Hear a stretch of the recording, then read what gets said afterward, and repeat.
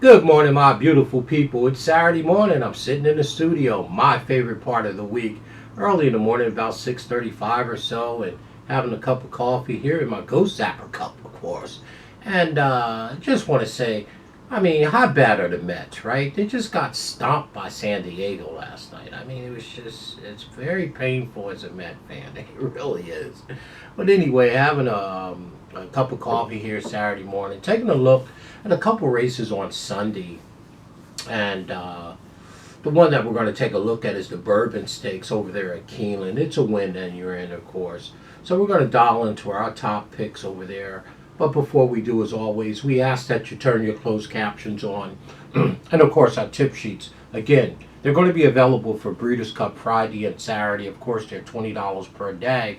And we analyze all the races and give you our top three picks. We got a fairly decent ROI, north of 40% for sure. Really good, though. Our top three picks do really well. And of course, you can always buy the SpeedKing of coffee. The link is right there under the description and is also on our homepage. All the way to the right, you'll see the little cup of coffee logo over there. So again, we can always use your support. We love doing this. We put a lot of time and energy. So again, we want to stay on the air, but we do need your support. Well, the Bourbon Stakes, let me see the exact name of this stake race. It is race number 8, and it's literally called the Castle and Key Bourbon Stakes. It's a grade 2, a mile and 16, 350,000. It's the 2-year-old babies, and of course they're looking to get into probably the Breeders' Cup Juvenile Turf race for sure. This here Bourbon Stakes is a full field of 12. And remember, there's 4 other horses that's on the AE list. I looked at them, but if one of them scratched in, I wouldn't be overly concerned. So we're going to just look at the 12 that we know are entered for sure. And of course, we're going to go right to our top pick. You know, this is a very tough race. There's no world beaters in here, okay? And I keep coming back to a horse that I think has a great chance to hit the board, if not win the race, and he's a tremendous value for sure. The number 11, Our Dream Ride. Well, Our Dream Ride, this colt is 20-1 on the morning line, the number 11 horse. And he's trained by Ian Wilkes, and typically Ian Wilkes used Chris Landeros, so I love that combination. But he does have Julian Leparoux on the horse. Well, Our Dream Ride, like I said, is 20-1, has 1 win from 3 starts. Obviously, that was the maiden win. The horse is by the talented horse More Than Ready, and the great sire More Than Ready on the back end by Bernardini. The turf rating on this horse is extremely well. Bourbon Lane Stables is the owner, and like I said, Mr. Wilkes does have the training book, and he'll be calling the signals with Leparoux in the arms. Well, I go up and down the entries. I look at the past performances. I look at the pace. I look at the speed figures. And nobody jumps off the page to me. I think this race is going to be a value play because there should be a price in this race. These horses are evenly matched. And to me, Our Dream Ride had a bunch of trouble after breaking his maiden on July 30th at Saratoga up there with Leparoux in the arms. Earned a beautiful speed figure. Beat one of the entries in here, the number 5 horse, Ratified Flair, on July 30th. Now, off of that maiden race, they will bring him back in 22 days on August 31st in the With Anticipation Stakes at Saratoga. Grade 3 for 2-year-old babies. And if you go watch this race, the horse was 7-2 that day in the With Anticipation Stakes. So the public was backing them, and they were pretty high, and they should have been because the horse ran a fantastic maiden race on July 30th. Well, the horse was bumped very badly coming out of the gate. Was 2 or 3 wide down the backstretch, 3 or 4 wide turning for home, and lost all chances, in my opinion. Just kind of ran in place. Was 6 by 8 in a field of 7, so he only beat 1 runner. Now the horse is back in 39 days, still going a mile and 16. I believe with a cleaner break, and if you look at the July 30th race, where the horse broke his maiden. If he can run that speed figure, and again, that was his second start, this is his fourth start, he should actually be better. You know, I mean, these are young horses. Then I don't see why the number 11, Our Dream Ride, couldn't hit the board here. I really don't. I mean, I don't think he's any better or any worse than anyone else in this field. The speed figures in terms of where they were and where we project young horses to be on their third and fourth and fifth starts. We expect each of them, all of them, to get better in their third start, their fourth start like that. But I mean, that's the whole point. And to me, at 20-1, Our Dream Ride is a serious long shot play in here. And we do have some contenders in here that we know who to hook them up with. So I'm willing to take a shot with our extreme long shot, Our Dream Ride. Now, granted, I don't like the 11th post. I don't like horses outside of the 8th post, particularly in 2 turns.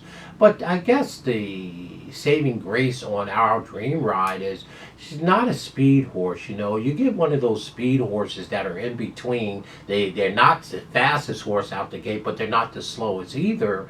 That they're just have enough speed to be 4 or 5 wide into the first turn. That's what typically happens to me. But that's not the case with Our Dream Ride. This horse is a deep, deep closer. So, you know, into that first turn, this horse should have settled in somewhere towards the back of the pack, you know, at the 12-horse field. I would say 8th or 9th, and should have his spot. So I'm not worried about him going wide into the first turn, which is always a concern to me, because to me the enemy of horse racing is ground loss. Okay, trouble you can't quantify, ground loss you can kind of anticipate or whatever, right? So again, to me, our top pick in extreme long shot is going to be the number 11 horse, Our Dream Ride. Ian Wilkes is doing the training. We're going to ask Leparoux to try to keep this one together and get him down the lane. So we'll run him up and down with the 3 contenders or 4 contenders in here. And speaking of the 4 contenders in here, the number 3 horse, Reckoning Force, will be our second pick. 1 win from 4 starts by Air Force Blue. It's Mr. Walsh. That's right. It's Brendan Walsh. It's not a Godolphin, right? And you have Joel Rosario. This horse won a stake race for $500,000 at Kentucky Downs on September 14th by a neck. Beautiful, beautiful race. Joel gave the horse at 4-1. Back in 25 days, stepping up into this grade 2, winning you're in Bourbon Stakes, Breeders' Cup for sure. So again, this is one of the shape horses and one of the horses that I'll be using with my long shot, the number 11. The number 3, Reckoning Force, to me is a serious, serious contender. And right to the outside of Reckoning Force, the number 4 horse, Deer District. Well, Deer District, 1 win from 3 starts, 1 second. Okay, by Oscar Performance, right? And it's Del Romans, right? He's been very, very quiet this year. He's only clicking at 8%. And we all know how good of a trainer Del Romans is and can be. And to me, Deer District is a horse, particularly for the value of 8-1, deserves a very strong look in here, if you ask me. You got Mr. Garcia in the arms. The horse just missed right in that race that Reckoning Force won on the 14th in the Kentucky Down Juvenile. Just missed by a neck. Ran second to the 3 horse, Reckoning Force. And again, Reckoning Force is 7-2, the 3 horse, and the number 4 horse is 8-1. And they only finished a neck apart. Again, Del Romans is a very good trainer. He trained Roses in May, by the way, right? The one that ran second to Ghost Sapper in the 2000 Breeders' Cup, I think 2001, one of them. And so to me, great value on the number 4, and he'll be our 3rd pick in here. And our 4th pick in here would be the number 5 horse, right? Rarefied Flair. 1 win from 4 starts, 1 second and 1 third. This horse is by Honor Code, and it's McPeak. McPeak looked like he's sitting on a great big day throughout the country. He's got Corey Lannery in the arms. Leperoo was on this horse, by the way, the last 2 times. And you know he rides for McPeak as well as Brian Hernandez and, of course, Corey Lannery. But Leperoo chose the horse that we like, Our Dream Ride. So maybe that says a little something. But still in all, you got Corey Lannery, and y'all know I joke around, but I'm kind of serious. Anytime you're in Kentucky and there's racing going on and you're at the track, it's always beneficial to find out where Corey Lannery is. He knows all of those racetracks over there. He's extremely good across those racetracks. Obviously, he's an older jock now, but he reminds me a lot of Joe Bravo. I mean, if you're in New Jersey at Monmouth Park and Joe Bravo is on ground, you better find out what horse he's on, because the cats just know how to ride that circuit. And I don't think it's any different with Rarefied Flair. 10-1 on the morning line. Again, it's McPeak, Honor Code. The horse was beaten by the number 9 horse in here last time in the stake race at Colonial on September 6th, which was the Thoroughbred Aftercare Alliance, the Kitten's Joy, basically.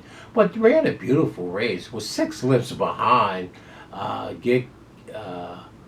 Gigantic, and you know, wasn't close to the winner, the number 9, who's in here, Gigantic, but ran a decent race. So I think the number 5 is worth using, particularly with our horse at number 11, because a rarefied Flair is 10-1. So we like the 3, 4, 5 as our second, third, and fourth pick. And if we had to add one more in there, because we're using the number 11 as our key here, you know, I would probably use the number 10 horse. Really Good. Really Good is a nice horse. 1 win from 2 starts and 1/3. By hard spun, smart strike on the back end. It's money making Mike, y'all, and he's got the smooth. You know who it is. It's Tyler. It's Gaff Leon. And again, he comes out of that same race as the 3 and the 4, right? That is that Kentucky Down Juvenile. This horse ran 3rd. So the horses that came out of that juvenile race at Kentucky Downs on September 14th, all 3 of them that ran 1st, 2nd, and 3rd are all in here. And that would be the number 3 horse, Reckoning Force, the number 4 horse, Deer District, and of course the number 10 horse, Really Good. Now remember, these are babies. So 3, 4, and 10 all come out of the same race. They're no more than 2.5, 3 lengths apart, and these horses improve. They only got 2 or 3 starts. So to me, the 3, 4, and 10 are absolute uses in here, particularly with my long shot for sure. So there it is. There's your Bourbon Stakes. We got an extreme long shot. The number 11 horse, right? We love the horse in terms of being able to hit the board. And I think the horse giving a good trip, Leperoo, and saving a little ground. Our Dear Rye, I think, could win the race. But we're going to run them down, up and down in exactas and trifactors to number 11.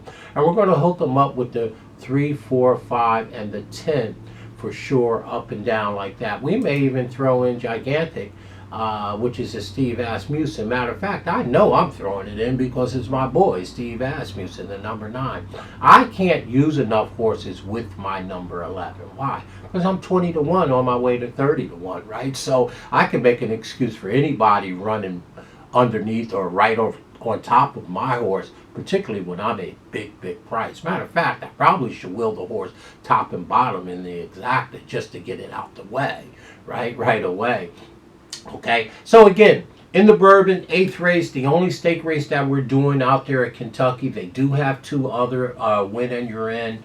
I'll tell you why we're not going to analyze those races. But here in the Bourbon, we like Our Dream Ride, 20-1. We think it's going to get bigger. We think the horse had a very bad trip, hard check and bump out of the gate, lost a little ground. I think with some clear running, the number 11 can hit the board. We'll use the number 11 in all 3 spots with the 3, 4, 5, 10, and 9. We'll run it up and down like that and hope Leperoo could get the number 11 to hit the board. I'll be extremely happy if he gets him to win for sure. So there it is in the Bourbon. Now, the other 2 stake races at Keeneland that day are both win and you're in. The number 9th race is the the Sprinter Grade 1. We probably should do it, but it's only 5 horses, and the 5th horse shouldn't be in the race, Prince Cairo, right, at 30 to 1. So it's Malathot, okay, hello, 3 to 5. And of course, it's Latruska, and the number 2 horse at 15 to 1, which interests me, Army Wife. But we're not going to do it. You don't need no analysis for that. Malathot is very, very strong, and Latruska would be bounded on the lead. Only one I would be interested in there would be Army Wife for sure. That's the 9th race. We're not going to put a video out on that. And in the 6th race, the other win in your in stakes is the Jetmont Farm. Is it the Jetmont Farm? No, excuse me. It's the Indian Summer Stakes, right? For 2-year-old babies. And it looks like Wesley Ward has these dead to right with Love Rain. Okay, it's a 5.5 furlong sprint, and the horse is 4 to 5. So, race number 6. The Sprinter, is it the Sprinter Stakes? Right. Race number 6, though, Indian Summer race, looked like Wesley Ward should win for fun. And the 9th race, it looks like, Malathot or Latruska at 3 to 5 or 2 to 5. So we're not even going to do a video on those two. We're just going to look at the 8th race on Sunday at beautiful Keeneland, and we love the number 11 in the Bourbon. 20 to 1. Let's go right there. We're going to run them down with the 3, 4, 10, 3, 4, 5, 10, and 9. We'll run the 11 up and down for sure.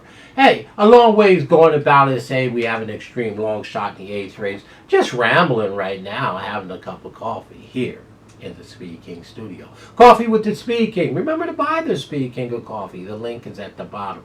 As always, please enjoy your weekend. And most of all, always have some fun when we go racing. Don't take it too serious. Be serious about your handicapping and about your business and your analysis. But again, at the end of the day, it's entertainment, and we should have some fun as we make some shackles for sure. And do me one favor, y'all stay classy. I know you will, as you always do. Talk with you real soon. If you need me, SpeedKing24 at yahoo.com. Stay classy, y'all.